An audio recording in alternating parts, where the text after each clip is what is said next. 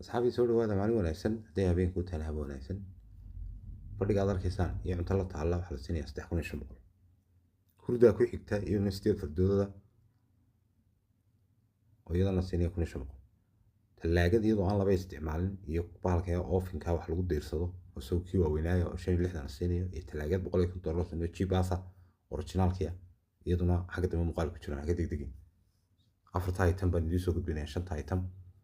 hurdada aad arkaysaan lix fardood aad arkaysaan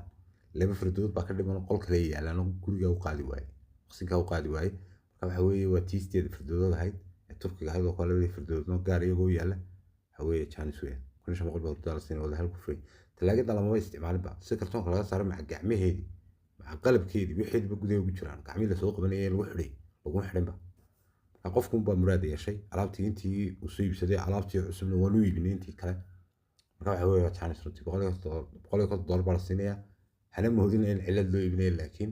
alaabtii kale ee furniture-kii wixii broya oo laguba seexan xitaa waa iibin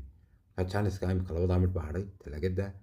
iyo baalka wax lagu diirsado ka waaweyna oo soo la siinay 65